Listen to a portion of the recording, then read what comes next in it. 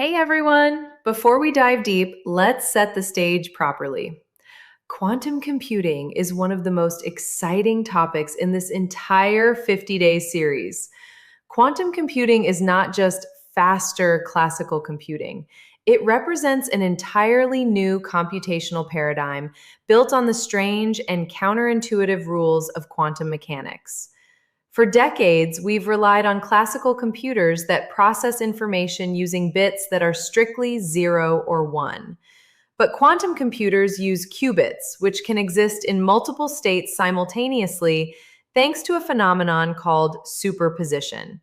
This fundamental difference is revolutionary.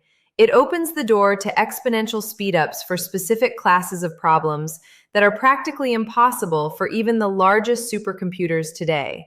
Problems involving massive parallelism, complex optimization, molecular simulation, and cryptography. Exactly, Anastasia.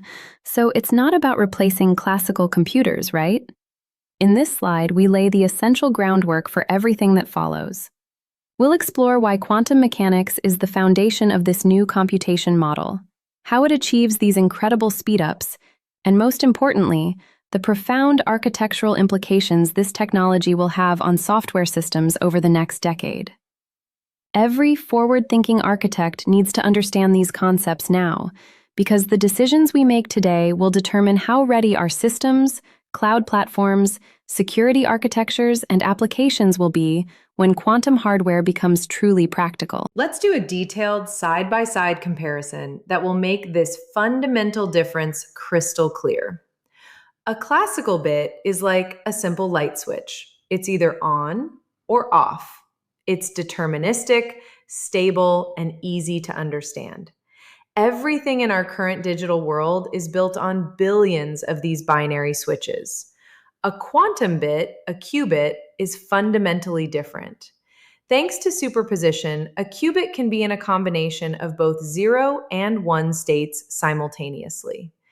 Think of it as a spinning coin in midair. It's not heads or tails, but a probability cloud of both until the moment you observe it. We also explore the famous block sphere visualization, which helps us mathematically represent any qubit state using complex numbers.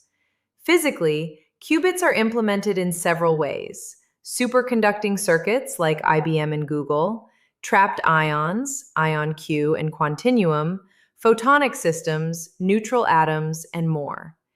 Each approach has different strengths and challenges. This single difference, moving from deterministic bits to probabilistic qubits, is what creates the potential for massive parallelism. One qubit can represent two states, two qubits can represent four, 10 qubits can represent over 1,000, and 300 qubits could theoretically represent more states than there are atoms in the observable universe. That is the scale of computational power we're talking about. These three phenomena, superposition, entanglement, and interference, are the absolute heart of why quantum computing is so powerful. Superposition we've already touched on. It allows a qubit to be in many states at once. Entanglement is even stranger. Einstein called it spooky action at a distance. When two qubits become entangled, the state of one instantly influences the other, no matter how far apart they are. This correlation has no classical equivalent and is one of the key resources quantum algorithms exploit. Quantum interference is the secret sauce. It's what allows quantum algorithms to amplify the probability of correct answers while canceling out wrong ones, much like waves reinforcing or canceling each other. In this section, I use clear analogies and visual diagrams to show how these three phenomena work together inside actual quantum circuits. You'll see why entanglement enables massive coordination between qubits and why interference is what turns raw quantum weirdness into useful computational power.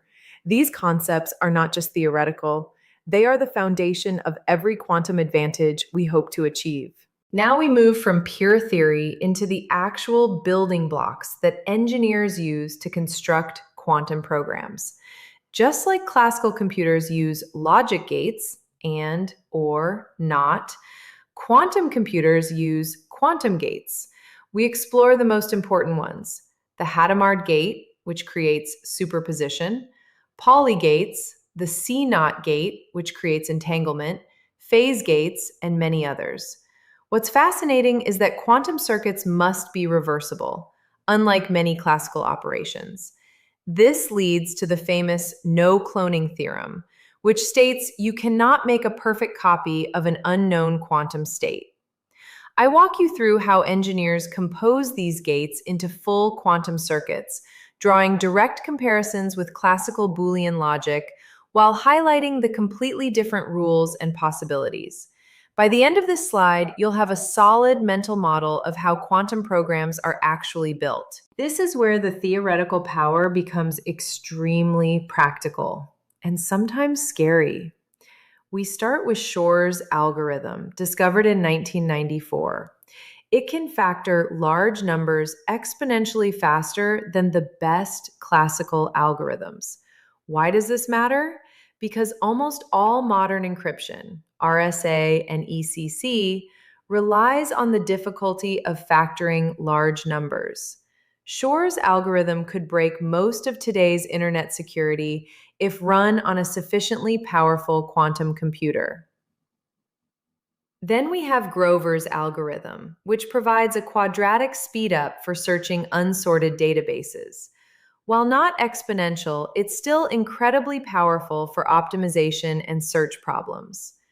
We also cover the quantum Fourier transform and phase estimation, which serve as building blocks for many other algorithms. Finally, we look at more modern NISQ-friendly algorithms like variational quantum eigensolver, VQE, and quantum approximate optimization algorithm, QAOA. These are the ones already being tested in real hybrid systems today. I explain each algorithm in accessible yet detailed terms, what problems they solve, their speedups compared to classical methods, and the real-world implications for cryptography, optimization, machine learning, and materials science. Let's talk about where we actually stand in 2026. We are firmly in the NISQ era, noisy intermediate-scale quantum. This means we have machines with dozens to a few hundred qubits, but they are still very noisy, with short coherence times and high error rates.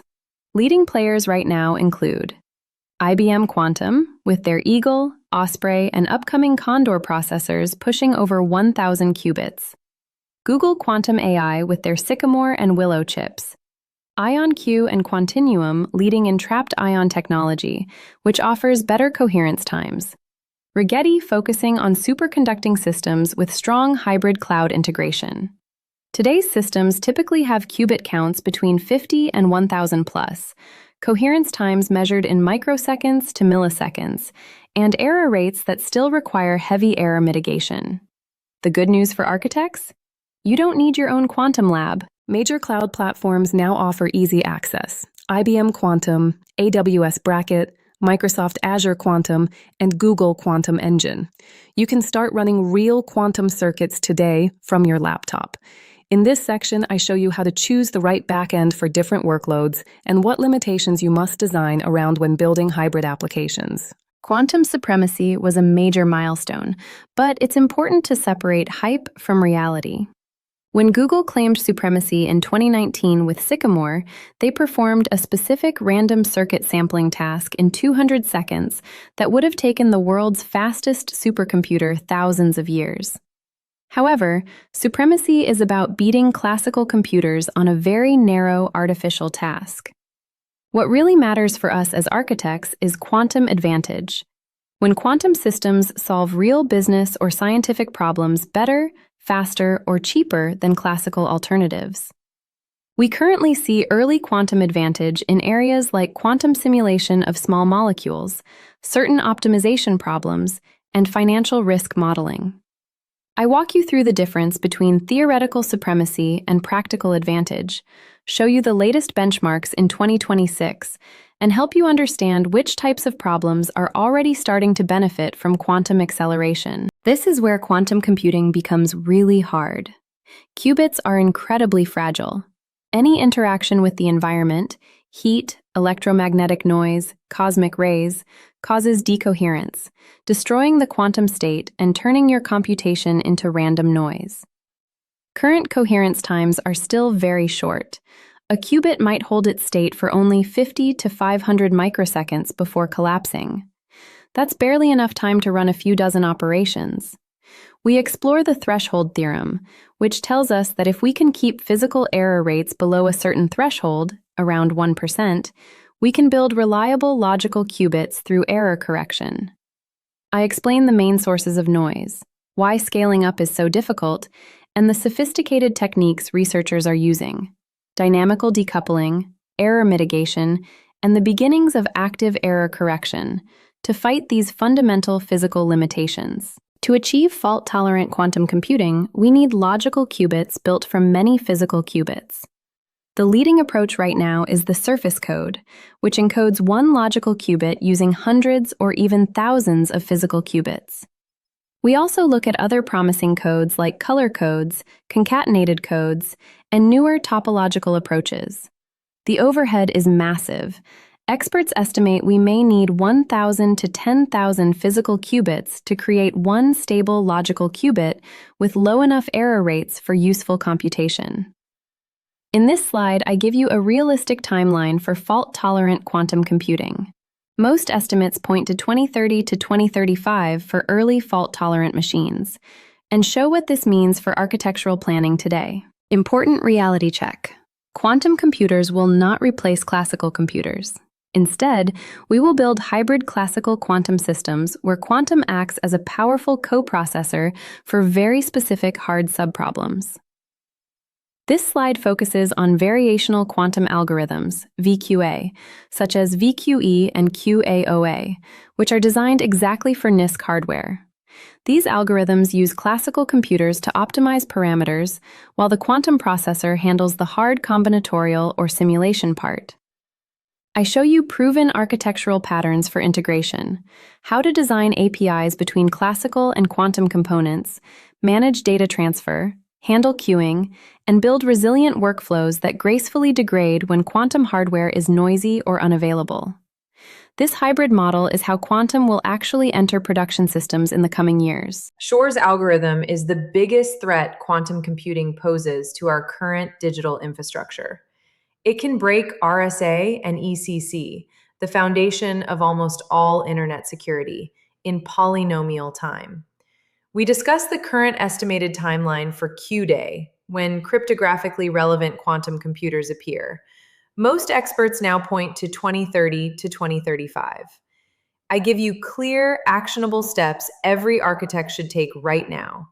Inventory your cryptographic dependencies, start migrating to post-quantum algorithms, implement crypto agility, and plan for hybrid classical plus post-quantum schemes during the transition period. NIST has already standardized several post-quantum algorithms. The winners include Kyber for key encapsulation and dilithium for digital signatures, along with others like Falcon and Sphinx Plus. We explore lattice-based cryptography, hash-based signatures, and code-based systems in detail, their strengths, weaknesses, key sizes, and performance characteristics. I show you practical migration strategies, how to build crypto-agile architectures, use hybrid schemes during transition, and update long-lived systems, especially in embedded IoT and infrastructure that may live for decades. Some of the most promising near-term uses of quantum computing are in optimization and simulation. We dive into the quantum approximate optimization algorithm, QAOA, for solving complex combinatorial problems like portfolio optimization, supply chain routing, and job scheduling. Quantum simulation is even more exciting. Quantum computers can naturally simulate quantum systems, molecules, materials, chemical reactions that are exponentially hard for classical computers. This has huge implications for drug discovery, battery design, and material science. Quantum machine learning is one of the most exciting intersections we've seen in this 50-day class. We explore quantum kernels, quantum support vector machines, variational quantum classifiers, and quantum neural networks.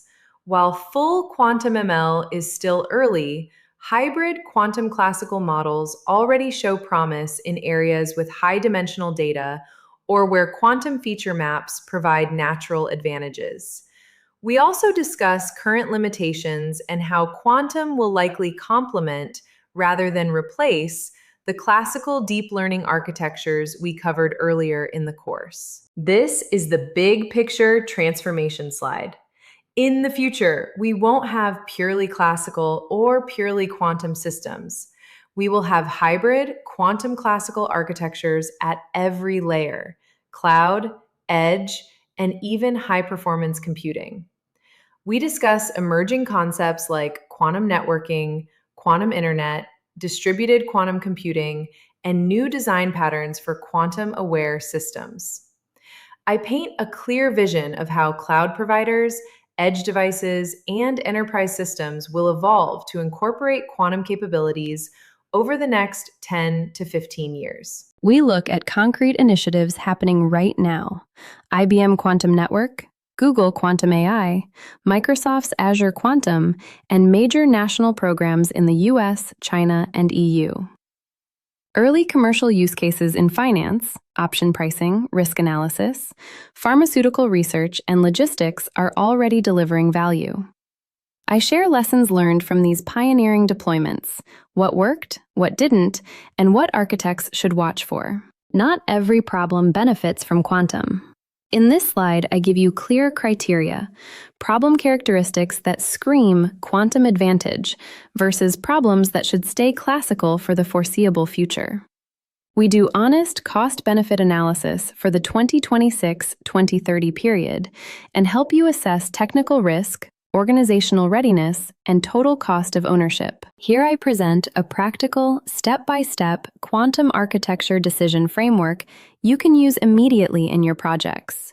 It includes a technical readiness checklist, organizational skill gap assessment, risk evaluation, and a concrete 30-90-day quantum readiness roadmap that any architecture team can follow. Today, we took a truly comprehensive deep dive into quantum computing, starting from the fundamental physics of qubits, superposition, and entanglement, through quantum gates and algorithms, the current hardware reality, major challenges around decoherence and error correction, hybrid architectures, the massive impact on cryptography, optimization, simulation, machine learning, and the profound architectural shifts that will reshape software systems in the coming decade.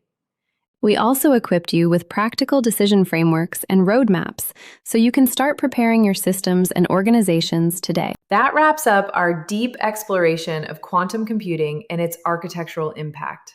I hope this session has given you both excitement and very practical tools for the future. On day 48, we return to more immediately applicable topics: best practices for collaborative architecture design in teams. Don't forget your homework. Take one critical system in your project and evaluate its quantum potential.